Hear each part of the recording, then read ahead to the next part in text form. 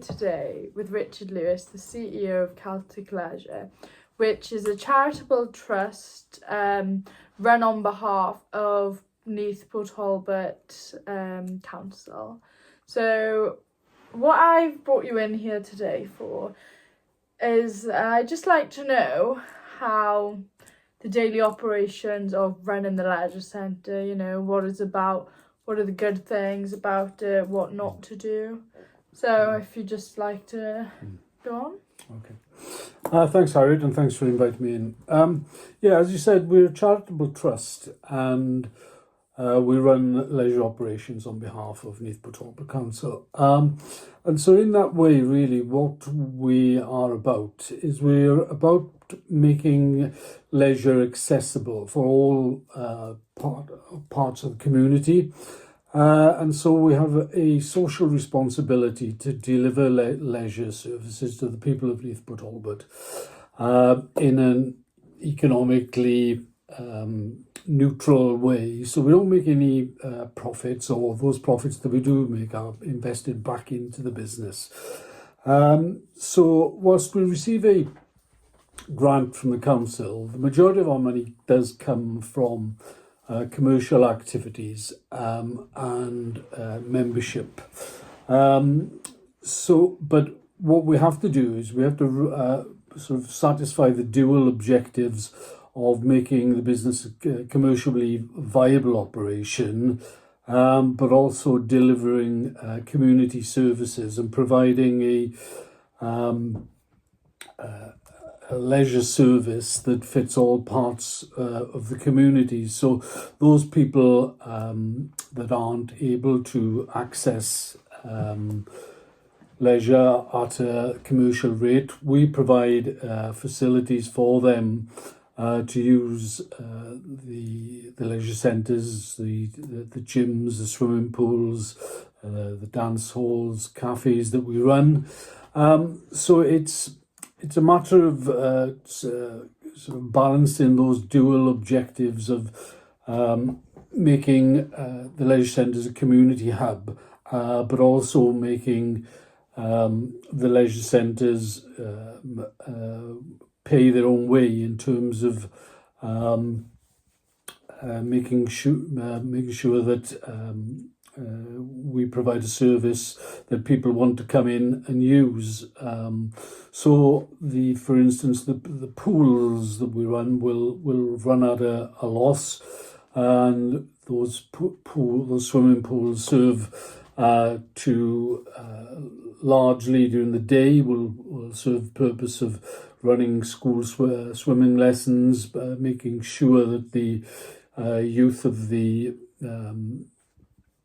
county do learn to swim, so that they've got that life skill with them for the rest of their lives. And equally, we're here to provide facilities for clubs, for people to move on through their leisure lives, whether that then becomes more active in terms of competitive positions, competitive teams, or whether it's people just in the gym getting fit, and that runs through from all ages. So those are the sort of broad objectives that we have, and we try to facilitate everybody within the community as we run our day-to-day business. So that's what the leisure services in a charitable trust is all about. It's not about making money, but it's making sure that the people of the county have an affordable premises to exercise and gather together as clubs and communities. Okay, so thanks for that. The next thing I've got to ask is just about the daily operations of the business and what your position, what would you be doing? Yeah. On a daily basis, I suppose my responsibilities are largely making sure that the managers that I've got in place are running the facilities on my behalf. So there is very little that myself as chief executive has to do on a day-to-day basis, because I look after the strategic direction of the business. And so I leave the running of the leisure centres to my managers. My leisure business manager will have the responsibility for the health and safety on a day-to-day basis. I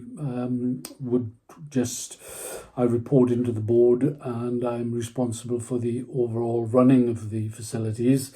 And on a daily basis, I will go around most of our 6 facilities at least once a week, and I will speak to managers there.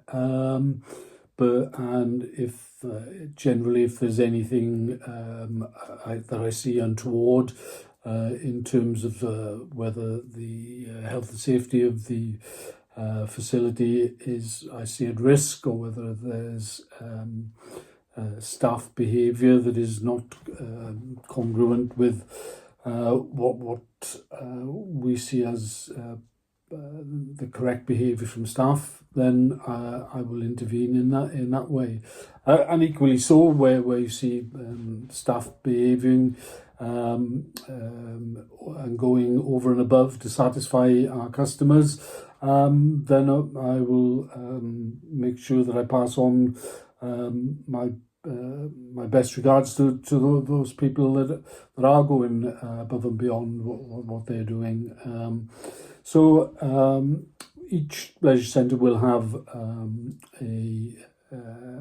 will run probably from 6 in the morning till 10 at night, and each leisure centre will have a manager and a deputy manager who will be in charge of that leisure centre throughout the course of the day. They very much run those leisure centres on their own back, albeit with some strategic direction from people in the head office and myself. Is there anything that you've implemented, like a specific class or something that you found hasn't worked out? Yes, definitely. All classes are held under regular review, so we look at the expected numbers that we might have in a class, and if they are falling below those numbers, then we put it on effectively a probation period, advertise to those people that are attending the classes that the class is under scrutiny, and that if more people don't turn up for the classes, then we would look to either cancel that class completely or substitute it with something else that we think might be more popular with people. So we do regularly put classes under review. So is it evident, is there like a common theme of what tends not to be as successful? No, I think it depends largely on timings of things.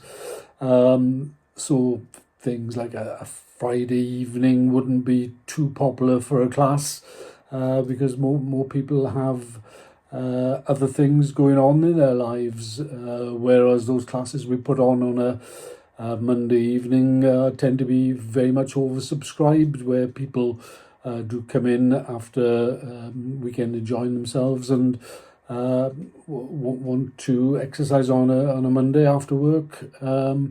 But yeah, it's yoga classes in the day, for example, they have proved very popular across a whole band of ages. That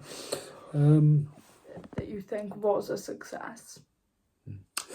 Yeah, I think 2 things I'd point out at. In our Pontardawe site, we have we've put in a specific yoga studio.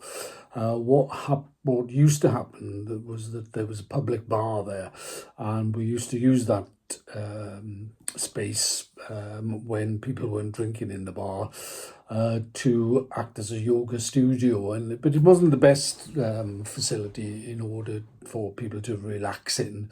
And I didn't believe that a public bar really in this modern age has a place within a leisure centre. So I took a decision to remove the public bar and devote the whole of the studio into being a sort of meditative yoga studio, and refurbished the whole centre, blackened out the walls so that people couldn't look in through the glass windows, put a sprung flooring in, and put a new sound system in that made the place a far more conducive place to conduct a yoga class, and that has been proven to be very, very successful with the amount of people that have attended the session, and most sessions being full for all those classes we run there.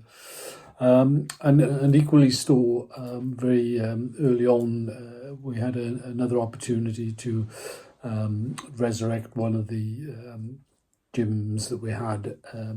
The space was being underutilized, and we brought in a specific cycling studio, and again changed the atmospherics in the room, changed the lighting, changed the sound systems.